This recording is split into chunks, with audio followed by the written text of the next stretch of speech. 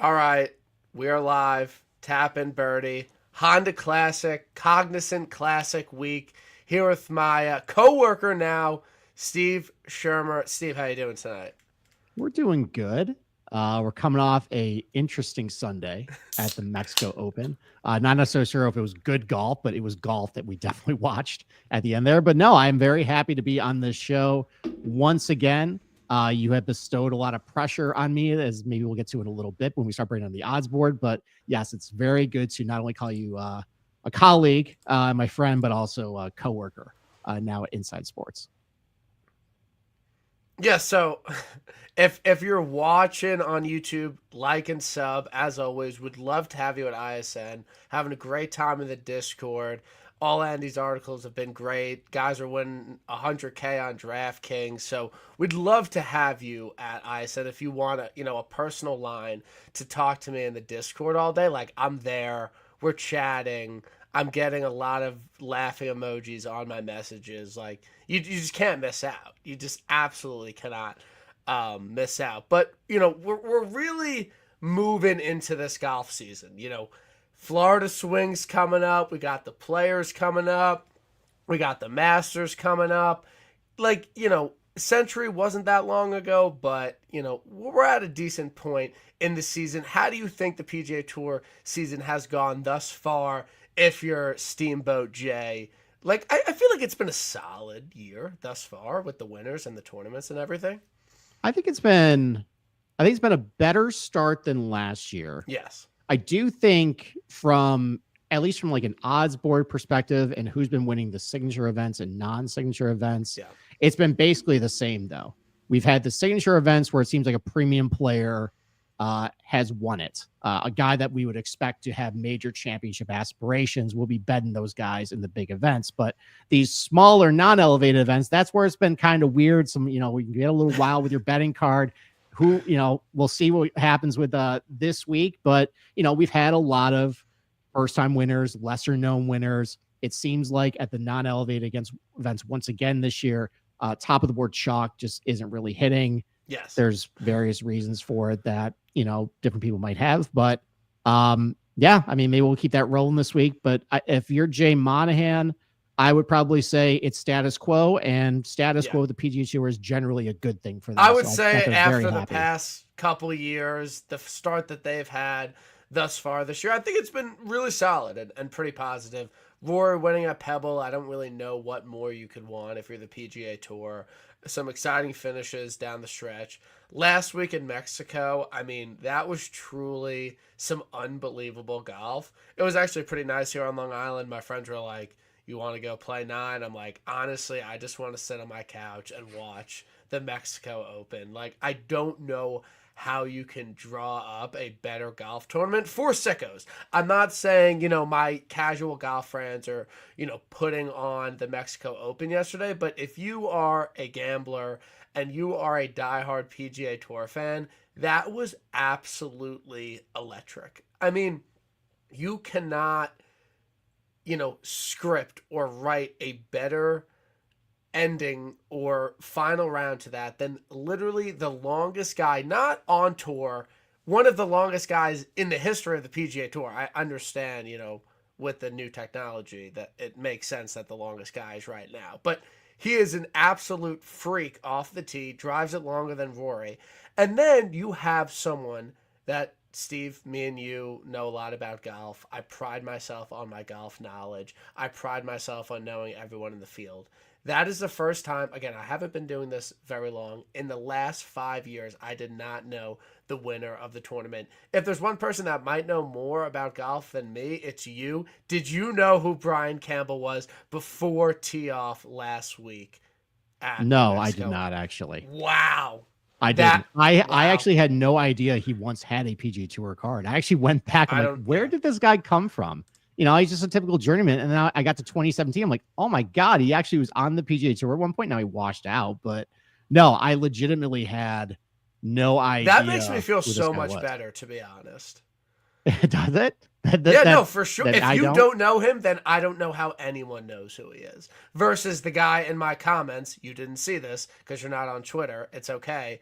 I tweeted, I've never heard of Brian Campbell. Guy replies, ticket to win 10K on Brian Campbell at 260 to 1. Went Okay. viral. Like, literally went viral. He said his ball striking at the Sony before he withdrew was actually really promising. And some of the par 3 models that he ran looked good on him. He shouted out Data Golf as well. So even though we didn't know who he was, someone was out there cashing a 10K ticket on Brian Campbell. So shout out to that guy. Just truly sicko stuff. Oh, for sure. And I went back and I noticed that too. It's, he did really well at the Sony, but honestly, I just didn't go down that deep on the spreadsheet there. Kind of filled up my card till about 120 to 1. I'm like, you know what? I'm good at this point, because in the Mexico Open fields, it's once you get down that low, it's like, okay, like these guys aren't really going to win. And I think we were all expecting him not to win on Sunday, because like you mentioned, I think part of the fun of Mexico Open Sunday was, listen, chalk was hitting. A lot of popular bets were fighting for the lead, on Sunday. Aaron Rye and Alex Smalley, Steven Yeager, Ben Griffin, Potgeider. So that's what made it fun. But as I made a joke in Discord that morning, I said, "Are you ready for Brian Campbell to bankrupt this Wheel of Fortune style?" Yeah. And I didn't think it was and punch his ticket to the Masters. Yes, and I gave a. Yeah, go ahead. The funny thing about it too is that none of us knew who he was genuinely. Like, really, we know a lot about golf. We know all these golfers in the field. We knew nothing about him. Even if you told us pre-event exactly who Brian Campbell was and what his skill set was, he would be the last person we would ever expect to win at the Mexico Open. So that even makes it more funny, is that no one knew who he was. He was one of the shortest players on the PGA Tour. But this is a theory I have, and I'm not into the data like you are. But I think the fact that he's so short off the tee, he has to be so good with his long irons and his 7-wood and his 3-wood, because he's hitting them a lot more often than longer guys on the PGA Tour. So even though he's so short off the tee, he's an elite long iron and 7-wood player, because he has to hit them all the time. And you can't be on the PGA Tour if you're not long, but if you aren't, you gotta be dialed with your long irons. Does that make sense? Like, I feel like there's some merit to that. Well, I said before the tournament that there are shorter hitters that you can take at these big paspalum golf courses like Corrales and Grand Reserve and here, that, yeah, they're behind the 8 ball with the distance because they don't get any rollout because of the paspalum. But if you're really good with their long irons and just some of these shorter hitters just like paspalum, you can definitely do well with it. Now, some of those, like Carson Young and Justin Lowry definitely crapped the bed, but then you had Joel Damon and Brian Campbell do pretty well. And Aaron Rye. Yeah, and Aaron Rye. Aaron Rye is a very good long iron player. That's definitely more of the plus type of that variety. So I think there definitely is merit to it if you're very, even though you are short, if you are just, that's all that really matters, right? If you have shortcomings with distance, if you're just elite with your long irons, then you can just make up the difference. And it helps on paspalum as well, because even if it does play a little firm, because it's like Velcro, once the ball hits the green, it's going to kind of stop where, it is. So, if you're very dialed with that stuff, I think there definitely is a merit to that. I think it's a very astute comment by you that you just made. And also the funniest thing to me, and I know you're a golf course guy. I'm not a huge golf course guy. Look, any PGA Tour event where these guys have 230, 250, 260s into par 4s, like, I'm in. Like, I'm sorry, but I'm in. It is so uncommon for professional golfers to have this long into par 4s. And I understand Brian Campbell's, the exception. But Aaron Rye, who's not, he is short off the tee, but he's not, David Lingmerth. He's still having 220 into par 4s is objectively sick, and it's awesome viewing, and it's different than what we see day in and day out. Like, I'm kind of in on the course and the event. I know you might disagree with me, but there's some merit to these guys having a long shot into a par 4s, which does not happen enough on the PGA Tour. No, I mean, long iron play definitely separates the men's from the boys. I feel like I wish some of the greenside surrounds were a little more difficult to where if these guys did miss in some pretty bad places, it can get really dicey and hairy. Although I saw a couple guys make a complete mess of some holes by being a little bit offline. But you're right. I think just having having a golf course where you're hitting a lot more long approach shots, there's a wider dispersion of where a ball can go. There's a little more excitement as far as where you think the ball will end up, as you're watching on the television screen. It does separate the men from the boys. So, yeah, I mean, it's an okay golf course. Are you ready to put it above Riviera? Is my question to you. I don't know. I mean, why don't we see what happens after the smoke damage in California with Riviera and everything? I feel like it's approaching Riviera status in terms of like elite architecture on the PGA Tour, but that was a lot of fun. I really enjoyed it. So I was not on Aldi Potts. I was not on Potty Gigi. I was not on Potts last week. He was obviously a very popular bet. A lot of people in the Discord had him. A lot of people on Twitter had him. I believe he was like the second most tipped for the week. I do feel bad, obviously. The reason I feel bad is because there will never be another opportunity for Potts to be, obviously he's going to play the Mexico Open again, but for him to be on that golf course at 75-1 against that field, it's never going to happen again.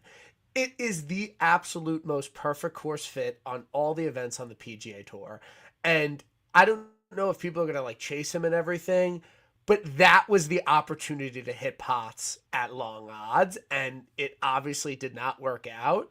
But, I mean, this guy's going to be around for a while. He's obviously going to win, but I don't think there's going to be another week where he's 75-1 on a golf course like that and have that good of a chance to win and not. So I do feel bad for the Potts believers because that was truly the week, and he's probably going to be like 40-1 at Valspar, which obviously is a much worse course for him. So I feel bad in that respect, is that was probably peak of Potts' long shot. You know what I mean? Yeah, I even if his career goes sideways like Cam Champ, like we always had the Cam Champ golf courses, and Mexico Open was definitely one of those where it didn't really matter what form Cam Champ was in. He was going to be, you're not going to get a price better than 50-1. He could miss 7 straight cuts, but because dude hits it far, that just works for him. And yeah, like anytime you're going to go to a golf course where length is a definitive advantage, he's going to, be one of the favorites. I feel bad. I mean, obviously I feel bad for bettors. Look, this happens every year. All right. I mean, everybody's going to have a bad beat every now and then. That was a particularly brutal beat, having the ball bounce out of the jungle. But other than that, he didn't really deserve to be in the playoff. I agree. Hitting off the tree is a bad beat, but like at no point watching that final round where you're like, he's got this in the bag. Like, I'm counting my fucking money. I got my tweet ready to post it. He was shaky from the start, and he drained a bunch of long bogey putts, and Campbell missed a bunch of shorties.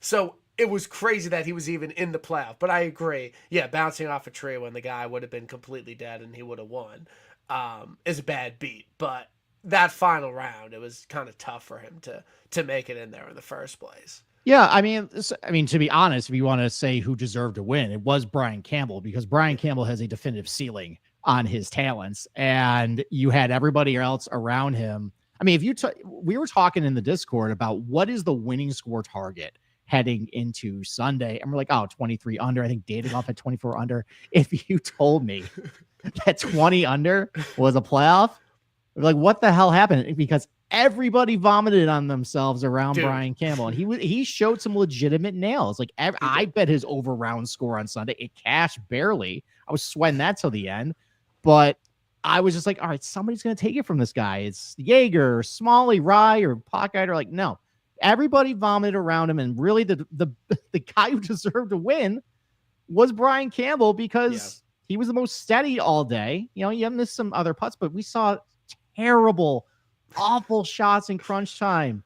Like Pocket, I love, I mean, distance guy, but like all these young guys coming up, they're so bad with the short game, and he's particularly awful with it. I mean, I really hope that develops, as he like gets older and matures, and he starts practicing that stuff. But man, like it's a sinking feeling when he missed a green or he's in a bunker, and you just know there's, because like I think the average like up and down rate of sand save is like 48% in the PGA Tour. With him, it's like probably 1 in 4. And to be honest, he was better out of the bunker than just regular chip shots. Like yeah. he actually hit some good bunker shots, but that one on the par 3 where he's like short-sided, like probably like 8 feet to the pin, and it just goes 20 feet past, like had absolutely no chance. And I tweeted it, like multiple tweets were just like Potts is tweeting like a 20 handicap because that was the exact shot he hit on those. But the putter, if you ask me, I didn't know how good of a putter he was. I mean, he putted the fucking lights out all week. And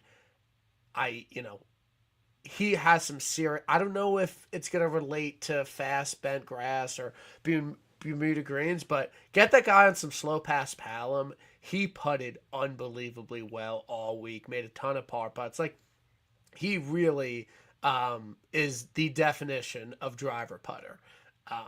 And he had the irons going on Friday, and he shot a course record. If he gets the irons going and he doesn't have to chip, I mean, he's just going to be, in these slapdick events, he's going to be hard to beat. So I'm putting you on the spot. Where does Potts get his first PGA Tour win? Because he's not winning Mexico next year. It's very hard to win after you bottled something. That's a take I'll always stand by. He's not winning Mexico next year. So where does Potts get his first PGA Tour win? I'm putting you on the spot here. Well, I'm probably going to have to see what the renovation to TPC Craig Ranch is all about, but I think that probably is just the perfect spot for him right Good there. shot. Driver Good heavy, shot. longer irons, just you hit a high wedges and 9 irons into these greens and sink a lot of putts. I mean, Taylor Pendrith won that. What number would you bet Potts at TPC Craig Ranch right now? Like, what are you locking in right now for Potts at Craig Ranch? There was a 5 in front of it. Yeah. Okay. I could easily build a card around 50 to 1. Aldridge Potts for sure, with a bunch of other losers at that point. Maybe just single bullet it because I'm just calling my shot right here. No, TPC Craig Ranch definitely fits for what he wants. I mean, South Africans do really well in Texas as well. Everyone knows that. Everyone knows that. Yeah, I mean, that would fit right there for his first win. I'm all in on that. Okay, so if there is a 5 in front of Potts at Byron, it's a nuke. There won't be though. It's probably going to be like a 435. Because it's a terrible field, and he's shown what he can do. So it's probably going to be more like that. Which I might be amenable to that too, depending what other bums are in that field. Yeah, we'll see how the season goes. So if you hit a couple winners before then, all right, maybe we don't need to chase Potts at Craig. But if I'm still shooting an over by then, I might just put my faith in the guy there. But it was a great shout. I honestly did not have that off the top of my head, but yeah, that seems like a pretty good spot for him. Like, where are we at? Will we ever hear from Brian Campbell again, or did he catch lightning in a bottle for 72 holes? Sure, because don't they usually put the winner of last week on PGA Tour Live feature groups following week? So we'll hear from him again this week. That is a big complaint of yours. I'm not in with you there. But yeah, maybe we'll see him featured this week. I'm down to watch him. I don't know if they'll get him featured though.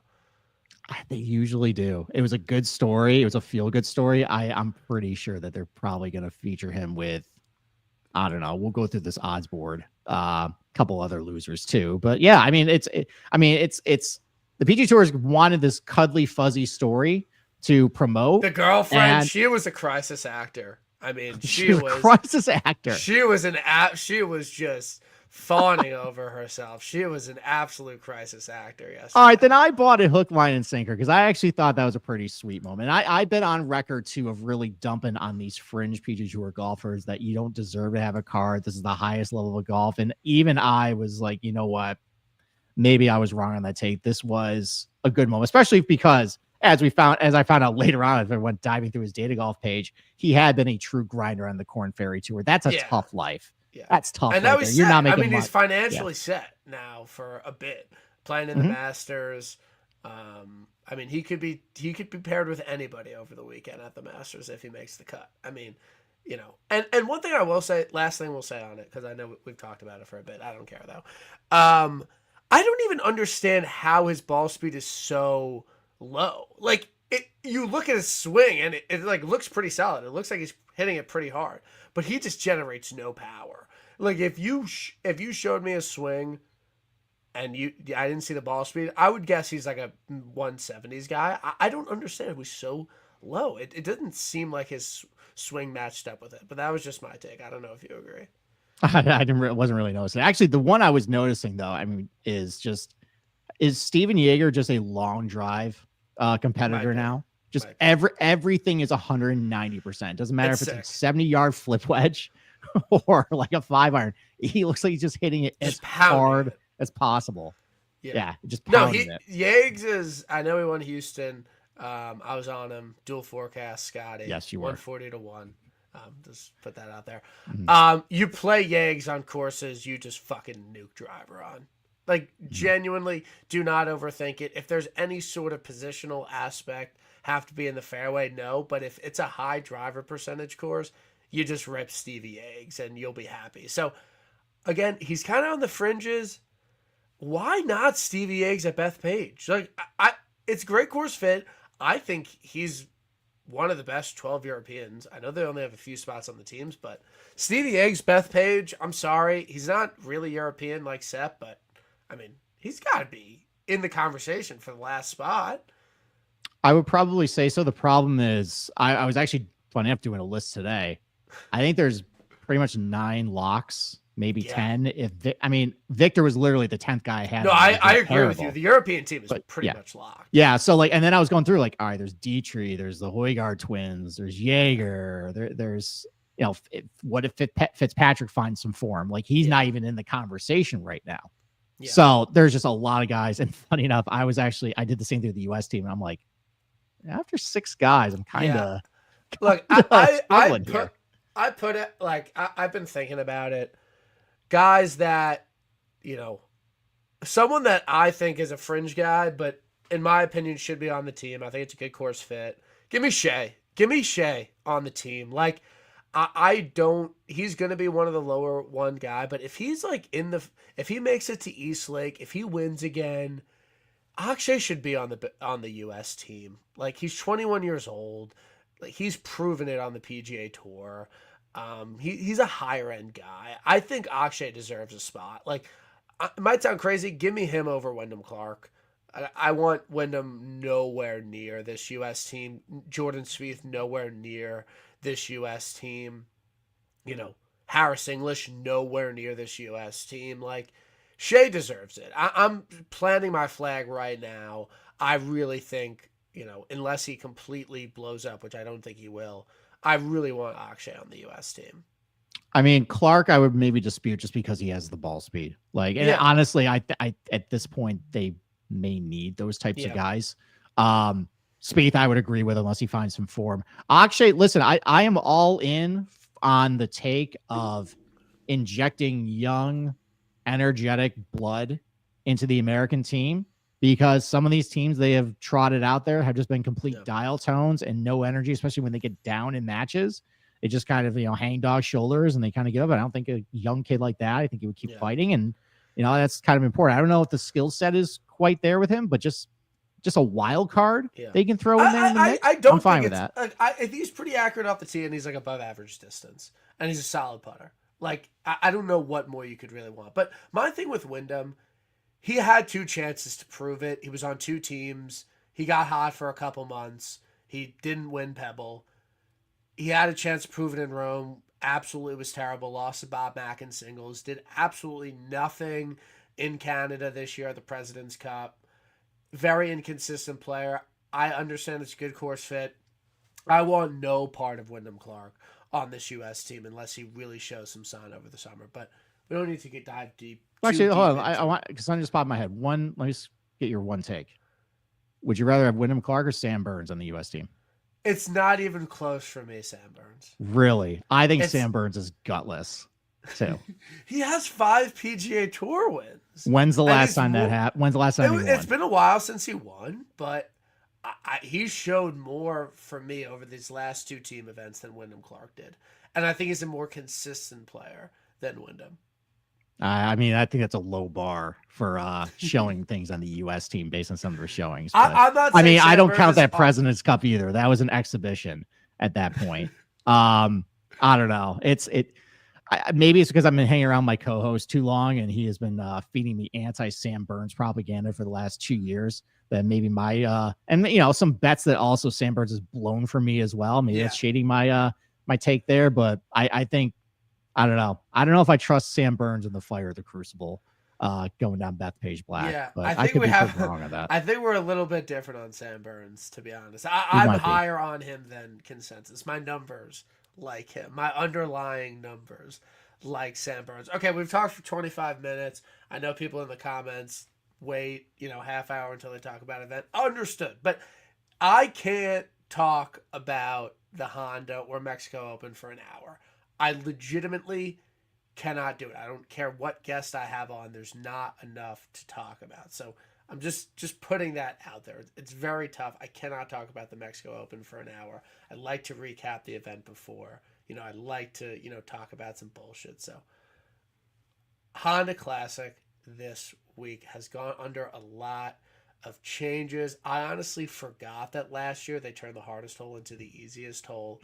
Very low scoring. A lot of this event last year just wiped from my memory. I'm not sure why. I forgot there was a Monday finish.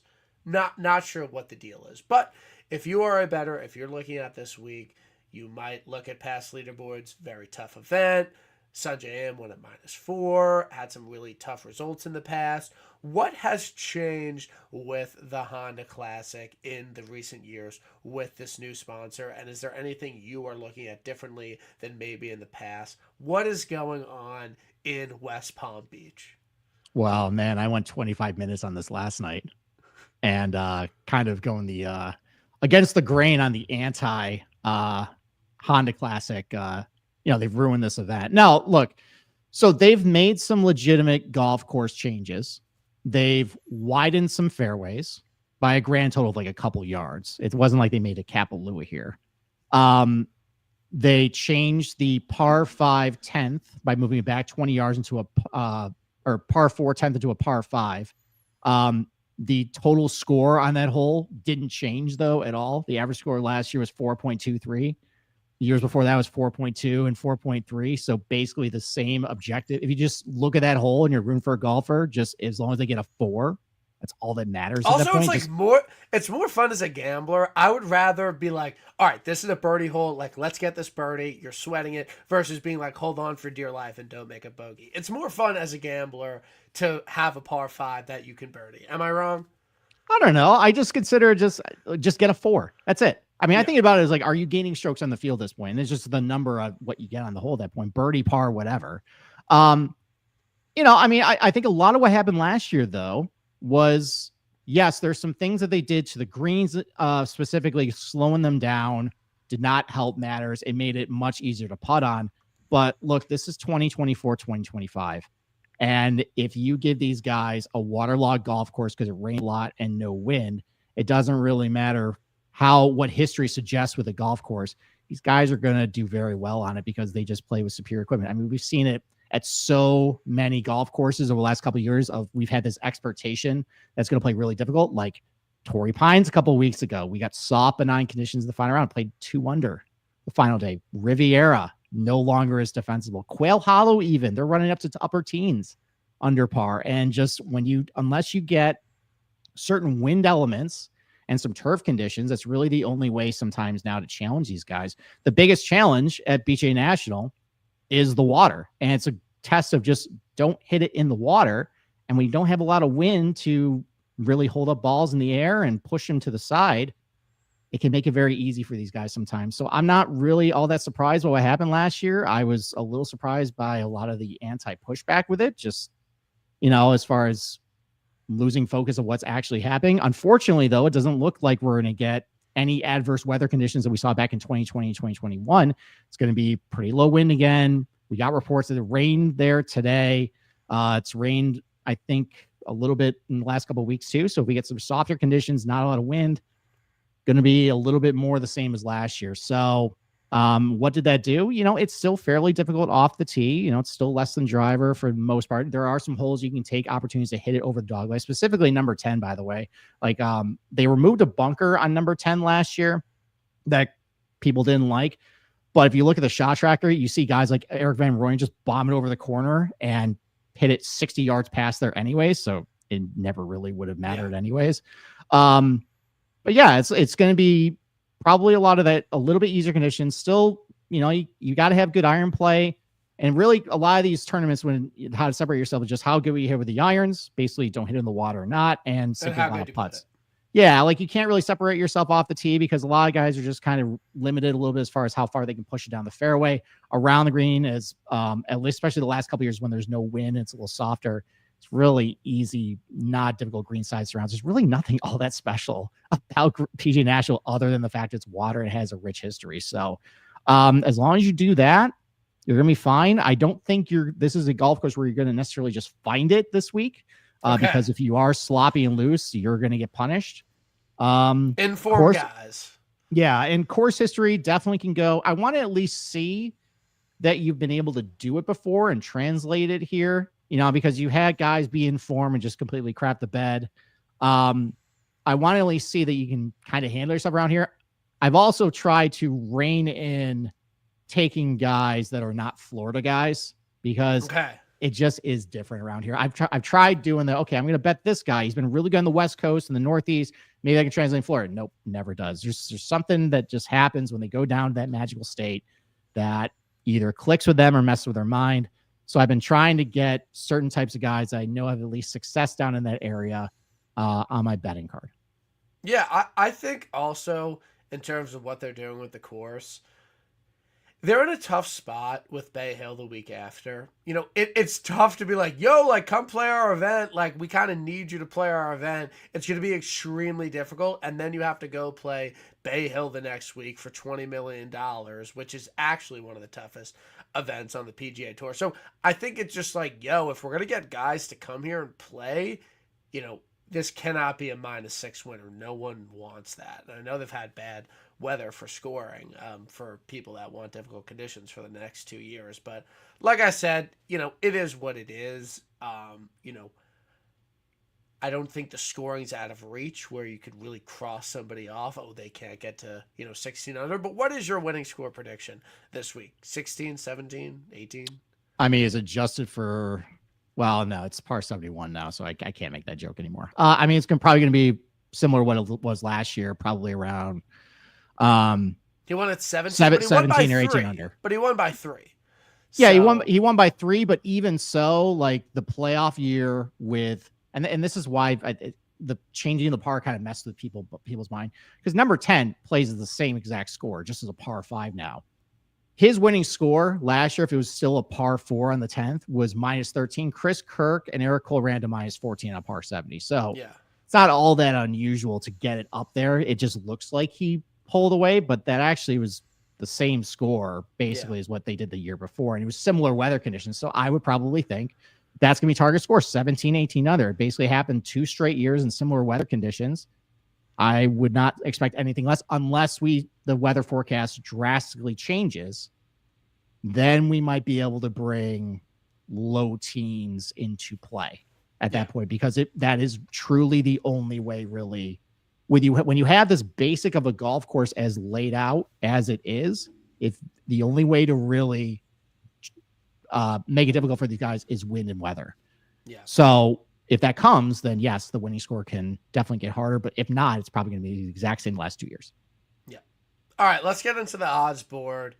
We got, with the exception of a couple guys, a bunch of losers, a bunch of guys that do not win on the PGA Tour, but are very good golfers, very consistent golfers, Ryder Cup players, but none of them win that often. Shane Lowry, look, the guy has won one time in the United States on the PGA Tour, and it was back in 2014.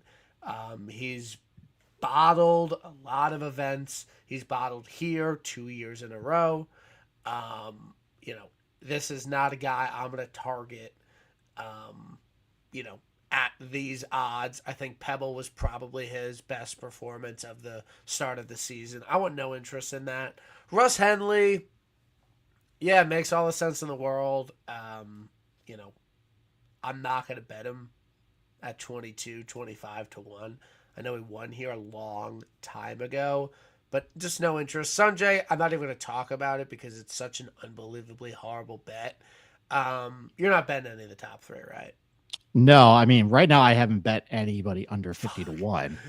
Okay, Josh. But I have room. That's the thing. I have room.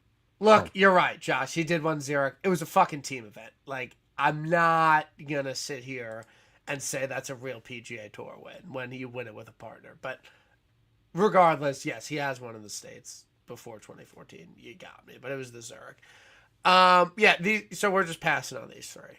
Well, yeah, I think we're past. I think we're given my philosophy of I'm just going to fade chalk, big name, top of the board. Yeah, like could I at this point? Yeah, I could if I decide to. I'm tempted because I did look down the odds board. I'm like, there's a lot of really gross names I don't really know if I want to go to. But I think of the top three, I'm probably good, especially Sungjae. I'm not even gonna risk it at this point. If he turns it around magically in 3 weeks and has a fantastic iron performance, fine. If you want to if you want to take that in DFS because he's so low owned, yeah, I think that's a good play. You know, have some exposure there. But just like you're putting physical cash down with your bookie, with your book of I'm betting him to win, you don't have to. There are other players you can bet at that point. So I think I'm good until Sungjae. If he continues showing this form, until I see like a 4, probably. Yeah. First round leader, Masters, good. Maybe. Like I'm fine with waiting for that. Mm-hmm. I think a lot of people that are tuned in to golf could kind of see this coming. I'll Vic lap that I think on Friday I said Dan Berger most tipped. This is a perfect storm. I actually do not think there is a better case to make for a golfer this year than Dan Berger at the Honda. Great course history. Should have won this event in 2022 or 2022. Did not. So, he's not a past champ, so he has that going for him. He's coming back into form. He came back last year, had a pretty middling year, but now he's starting to stack up really good finishes back and forth. Great course fit, very accurate driver, elite iron player, Florida guy, as you said. And he's a guy that can win. He is a guy that people trust in contention, regardless of what happened at the Honda 3 years ago. So this is an absolute perfect Dan Berger storm week. I mean, he checks literally every single box. 28 to 1 on FanDuel right now. I'm not fully there. I'm not against it. I might bet him. Is it too good to be true? Can it be that obvious? What's the state of the union on Dan B this week?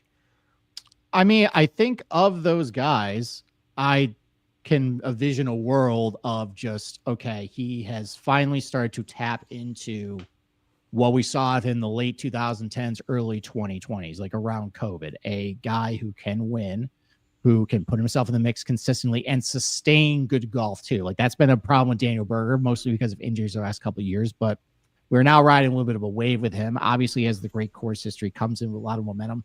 That is one of the guys up under 40, 50 to 1 that I have reserved right now if I wanted to do that. I don't know if I will. There's some other guys, other losers, past 40 to 1. If I want to stay with, I'm just going to ignore everything under 40 to 1, look past it and just load up, basically try to flood the zone with, volume playing outright to that point, just getting guys in the mix.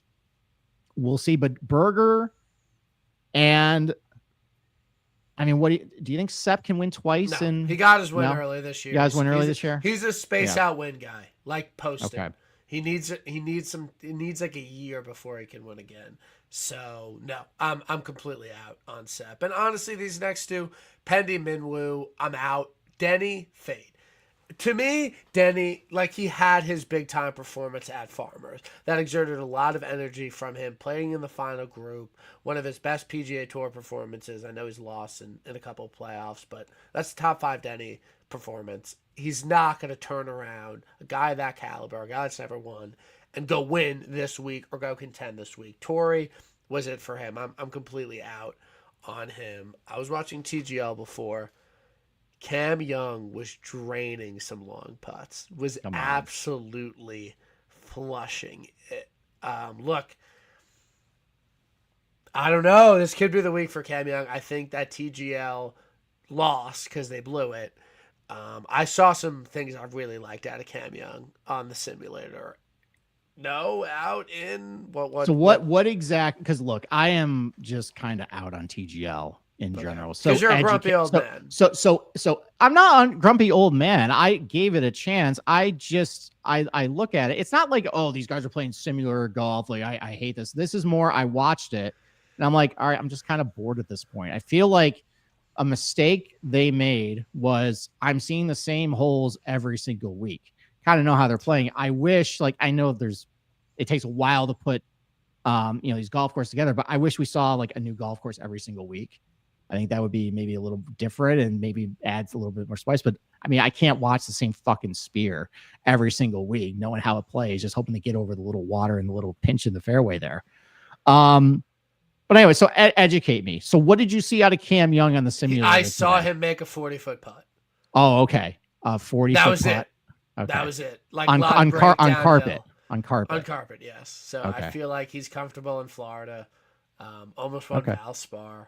Technically they're hitting. I'm not serious, but I'm also not completely out on Cam Young this week. Am I crazy? I mean, okay. The problem is, if this is a tournament where in-tournament approach play is one of the great separators. He sucks on approach, and he has been abysmal. Like, no, like there's not even a tournament where like, okay, he kind of had it here, had a couple bad weeks. I can forgive that. He's human. This is legitimately every single week. The guy cannot hit an iron. Now, things change in golf very quickly. Who's to say maybe this TGL performance gave him a lot of confidence. He finally can dial it back in, with the simulator. Maybe he looked at his spin rates, the angle of attack, maybe just something clicked right there. Yeah. It's always tempting. There's another guy around his price that fits a lot of stuff and has been a complete screw up as well the first month and a half that I'm really tempted to just blindly bet. Who? I mean, he's been a huge loser, but like, why are the books still putting Kirk Kitayama 45-1 this week? I don't understand based on what he's been doing, which is because nothing. He was good. He was all good in year. The fall.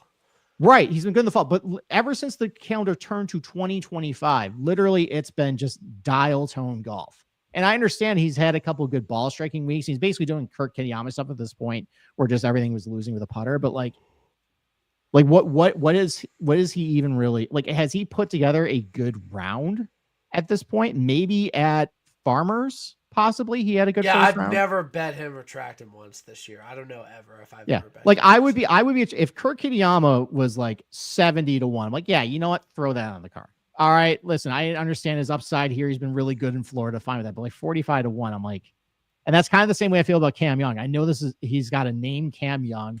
I understand that this is a weaker field, but like I can't justify betting that when I've seen no signs of life so far this year. So, who have you bet 50 to 70-1?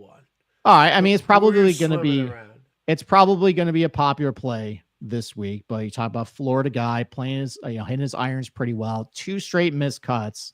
We're getting back in Florida. I've seen Billy Horschel just kind of turn it around pretty quickly at this event, by the way. I think, he was coming off a couple missed cuts and then I think I betted that year. His first round leader, Vic. Yeah. So I thought 50-1. I understand there's some 55-1s out there, but He's an adult who can handle himself if he's in contention down the stretch, he can close. I think we all saw that's a very important skill to have at the Mexico Open, the ability to close down the stretch. He has that. Obviously, good Florida history. So I thought it was a good number given this field and his upside. That was where I started my card 50-1 on Billy Horschel. Yeah, I'm probably in, to be honest. I bet him at waist. He is a guy that you can trust to win, and he's a Florida guy. And the irons I think he actually hit his irons well at waist, if I'm not mistaken. So I'm in on Billy at Honda. You know, in a vacuum, it makes sense to me. I was kind of in on this guy earlier in the week, and I thought he was going to be a lot higher because books usually hang a pretty big number on him. Glover 55 feels like a really bad price, right? He can win, and it's a good course fit, and he literally checks every single box, and I'm not the one to be like, oh, I wish he was 80, like, I wish he was 100-1, I'd bet him there. Like, all right, I understand that, but I wanted a little bit better on Glover. I might just be in on principle. Can he win again? Rome? Like, what are we thinking? Rory put everybody away at Pebble Beach, but that was a pretty good showing from Lucas Glover that week. At least showed he can actually get up towards the top of the leaderboard. We don't have that guy in this field this week. Look, like once you start getting around like 50, 60, 70, depending on what your unit size is, target to win at that point, like you can justify paying a little more if it fits your card. As long as you're still getting the ROI you want, like it's okay. That's one of the guys I do have highlighted on my spreadsheet here, potentially looking to win. Have not bet him yet, but I agree with all, good Florida guy, great ball striker, great from 150 to 200. Pretty sure that I trust him not to put it in the bear trap, in the water, in the bear trap down the stretch, because I think he can nut up and hit a really solid 175, 180 yard shot under pressure. But you have did he already blow his wad, basically? Did he already use it up? He's 45 years old at this point. How many more wins does he have? We are a couple of years removed from Stu Cink, getting those 2 straight wins, multiple wins very quickly, old man golf. Did Glover already lose, basically spend it all at this point? I don't know. Maybe in this field, I might, because there's a lot of losers in this field. Yeah. And he would be able to one to know how to close. So that's a guy I have highlighted. There's a couple other guys I have highlighted around here. So maybe I'll just let you keep throwing names out. I'll, maybe we'll hit one that one of my friends. I'm betting Andy Noves. I haven't bet him this year. Okay. We're good friends. Florida guy. He's had some really good results in Florida. T2, I think solo runner-up at Bermuda. Again, a short, middle iron wedge course on Bermuda. Got to go decently low. So I like Novak there. Played really well here last year, 9th place finish. I was on him. I wish I was playing a little bit tougher and a little bit firmer for him because I feel like that's kind of where he excels. But at the same time, it's more just, I feel like the same way about Billy, Novak, and Glover. It's like, I don't love all of them. Do I really believe that they're going to win? I don't know, but it's more like just, I feel like I have to be on these guys. And they're 3 people that I, at the end of the day, kind of trust to win. And I think they're all good course fits. So I'm putting it out into the world right now. I'm betting Billy, Glover, and Novak. Okay. That's another guy I've highlighted on my spreadsheets potentially. So if you're on Novak, I probably will end up being on Novak as well, just to, unity bet there. Another guy I've highlighted here, and this is only because I had this same thought before the Sony Open.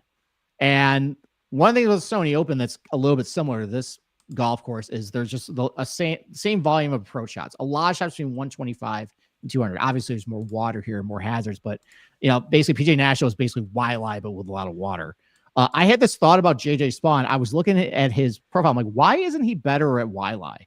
Like, he fits a lot of the things you're looking for. Good iron player, decent from 150 to 200, hitting the irons pretty well this year. Like, and he has a pretty brutal Florida record in general. hasn't really been all that good at PGA National, but he only had, I think, a T12 finish at Waialae and a bunch of missed cuts. And then he found himself in contention at Waialae down the stretch and choked it away, but he was in the mix. And like the fact that I had that thought again makes me feel like maybe I should entertain that this week. But that's another one that I feel might like not there's be a lot super of obvious. crossover with the Sony Open. I feel like you kind of get a lot of the similar guys playing well at both. Obviously, Chris Kirk, and I think even Henley, obviously. And then Eckroat was like 36-hole leader at Sony last year. He probably finished like 30th or something, but he was popping out the Sony and then won Honda. So I think there's something there to kind of target Sony guys. Both Bermuda courses, if I'm not mistaken. Like you said, a lot of similar approach distances, and Sony was one at -16. So I do like Sony guys this week. That's probably why Nico Etch is pretty popular. But given the sell job on JJ, I think you should bet JJ. I think I probably should too. So it sounds like at this point, because the only one under 40-1 I'm really looking to entertain is Daniel Berger, but we mentioned Novak and Glover and Spawn, and I probably can only fit two of those guys, maybe another guy like way down the card at that point on there. It sounds like I'm probably going to pass on Berger for the outright. And if he wins, look, he wins. Okay. He wins. It is what it is. It's always easy to say, oh, if he wins, he wins. And then you're like depressed. No, you know what? I remember saying that. Final round, even into Saturday of Valhalla, and being like, if Xander wins, like, it would be cool. Like, he's never won a major before. Like, he really deserves it. And then he beat both my guys, and I wanted to die. So it's easy. If Daniel Berger won and was contending, you would be very upset. No, you know what? I've done this long enough and bet on so many terms and handicap enough stuff and said a lot of bad takes publicly and have it thrown back in my face that, you know what? That's just life. You're humans. It is what it is. The sun will come up tomorrow. You know, maybe that's just the fact I'm just an old grizzled veteran in this world. You have some perspective out here. Honestly, I thought this board was better. I mean, Bud Cauley 65-1, Ryan Gerard set. Like, I thought this board was better, and I don't know why I got that impression in my head, but it kind of drops off pretty hard after 55. Are you? I don't love anyone like above 55-1. Like, there's really not a lot of talent. Cole 85, probably not. Yeah, so why don't we just talk about the guys I had bet? Because this is why I said at the top of the show, I was thinking about breaking my rule of not going top of the board because it's really uninspiring. Like, you don't see the Harris Englishes down the board here. It's like, all right, this is a guy who can get it at 100-1. Let's go. Let's ride this point. Look, I think it is probably a Ponzi scheme. I'm just a sucker for this guy. I'm just looking at the guys around Nikolai Højgaard. I just think he's a better player. I don't know if he's a particularly good fit for this golf course, but look, I mean, Minwoo Lee finished top 5 of this event. Nikolai Højgaard can do it. He's done some good events at Le Golf National, and I got him at 66-1. I think he's better than Bud Cauley.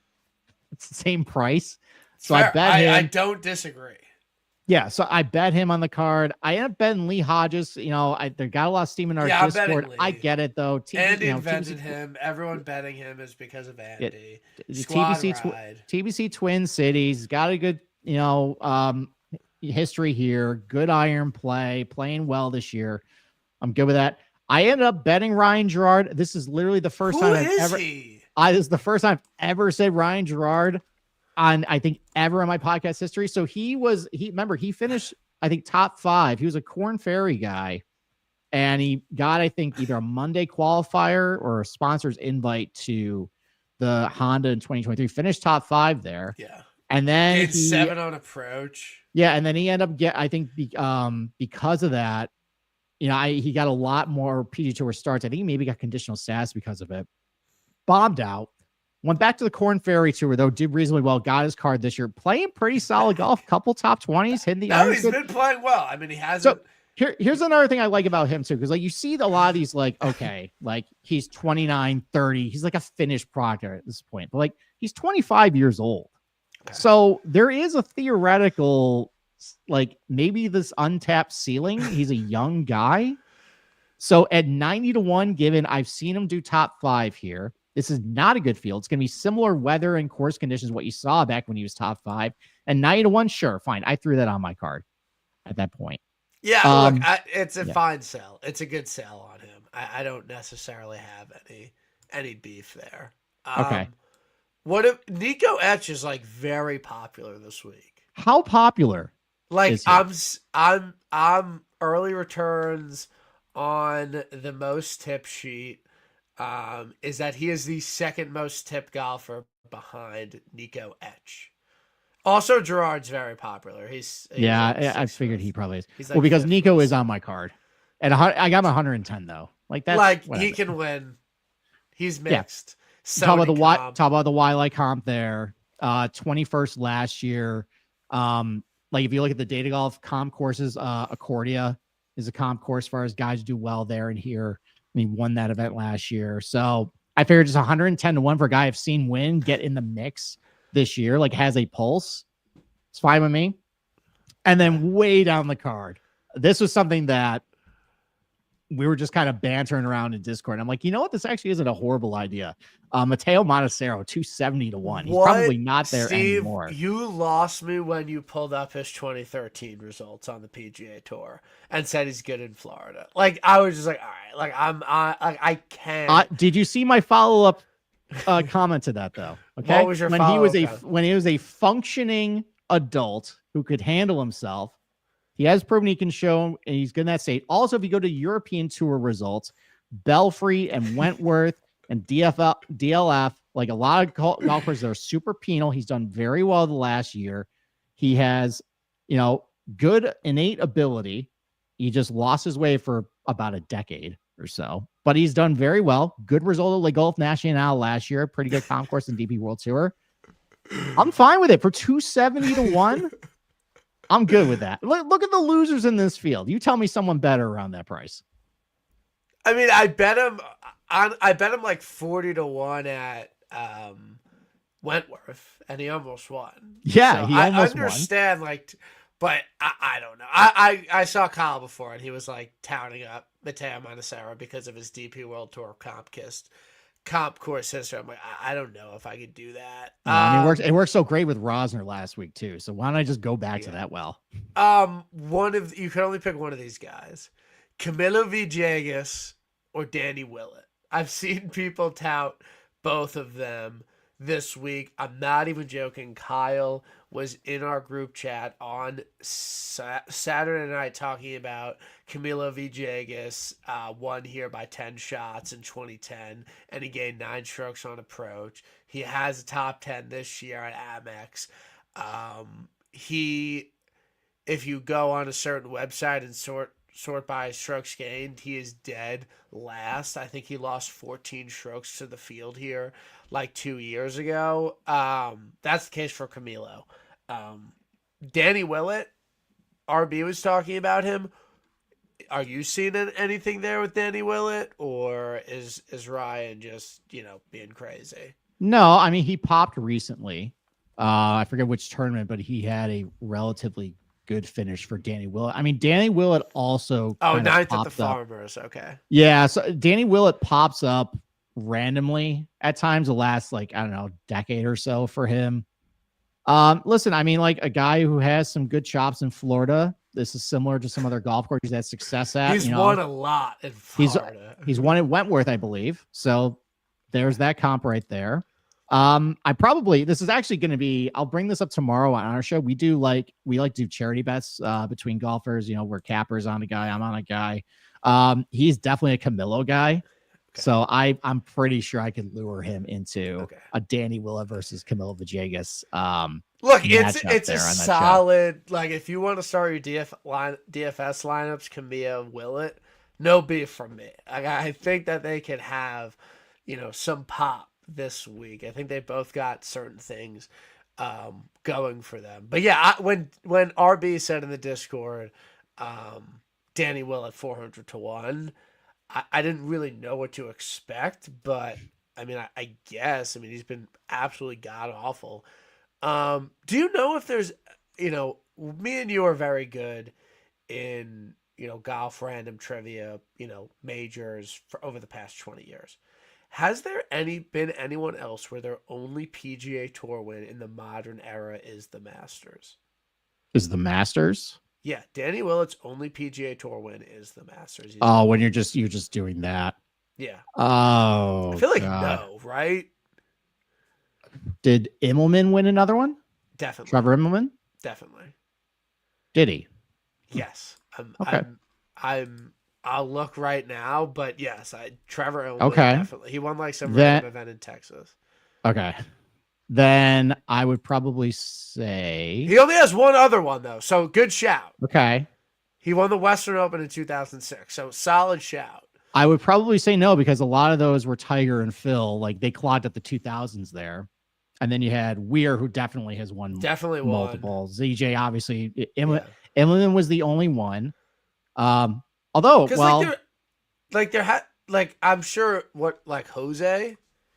You know what? No. I was gonna say Angel Cabrera, but he won. He won Greenbrier. Yeah, so that would be the only one. Right, he's got to be the only guy, only PGA Tour win, is the Masters, which is honestly sick as fuck. Hey, listen, it cashed for a lot of us back then. Us grizzled veterans were Ben Golf, and that was a very happy day. Seeing everybody's America's sweetheart Jordan Spieth go 2 into Rays Creek, but he's gonna win a couple more green jackets, Spieth. So also, I know you're not a no laying up guy. I don't know if you are or not. No, I am. I like no laying up. So they talked about it today. You're smart. You know golf. What would you set Jordan Spieth's odds to win another major at? Oh man. Well, I mean, it can't be astronomical because he's going to play the Masters. Because he's going to play a lot. It's going to be a lot of tournaments. It's not like in a vacuum 40-1. No. I would probably say because I think he's always going to be live at the Open. I just think he's the type of golfer that if he's healthy, that's just a type of golf course for him and the Masters. So basically 2 golf courses a year he's going to be. And then he literally is in for the next 20 years. Yeah, well, until he's 65 at least. Yeah. So 30 years. I mean, like relevant probably in 15, I would say. What else? So 30 cracks at it. 15-1.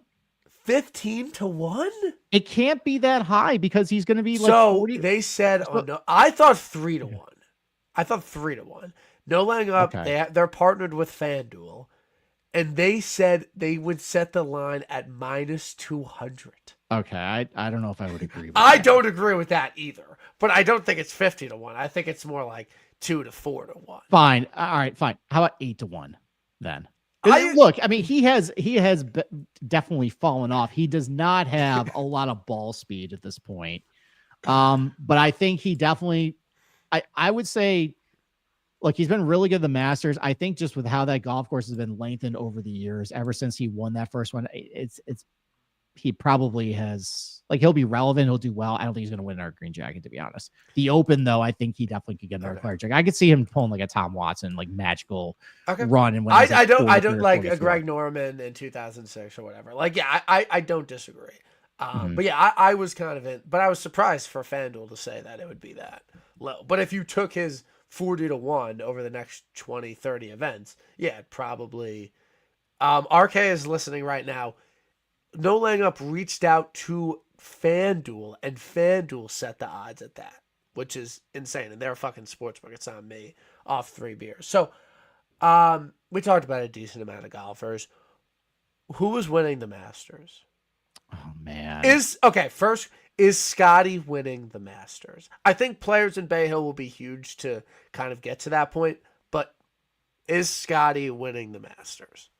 I'm going to say no because, and we talked about in the majors preview I did with Andy, just repeating the Masters doesn't happen a lot. Although we said the same thing about the players last year, and Scotty took all our money doing that. You didn't see my tweet. This is a good golf. No, what was your? Clearly, I did. I don't have a burner. I could have my dad tell me what you tweeted, but I cannot. He's probably see like I was tweeting about Kamala or something. No, only one. Well, I guess I'll ask you. How many golfers have won 3 out of 4 Masters? 3 Masters and 4 of them. Tiger's done it. No, he hasn't. He hasn't done it? No. I guess he hasn't because it was 97, 2000. 2001, 2002, 2005, 2019. Yeah, so he hasn't. Is it only 2? It's only Jack. Only Jack? Okay. Jack did it in 69 to. So Scotty winning like back to back, whatever. It would be 3 out of 4 Masters.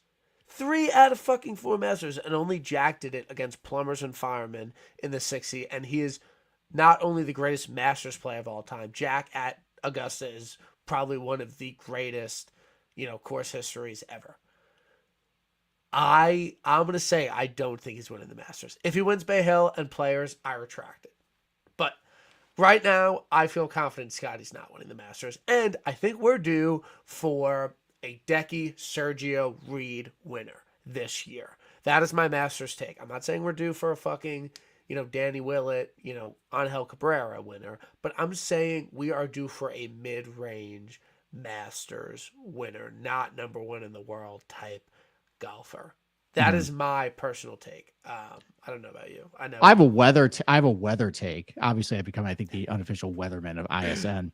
We are due for a benign Masters. The last 3 years, the last 3 Masters has been, and even actually the last 4 Masters. Have you looked at the super forecast? Are there any tsunamis coming off? Look, I mean, my industry is, relying on the weather. So I do have a little bit of knowledge about this, but just looking at the last 4 Masters, it has been impacted by some sort of weather or turf conditions. In 2020, it was super firm. It was windy the first start of the tournament.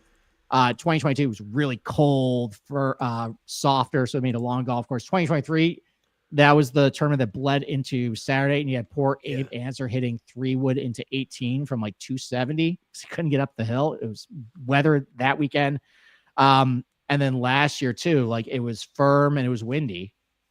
So I think we're due for like the 2018, 2019, 2020 type Masters where a little softer, not a lot of wind, and that kind of opens up who can kind of win at that point. So if we're going to get more benign conditions, the Masters, I think that would lend more to your theory that it's a little more open.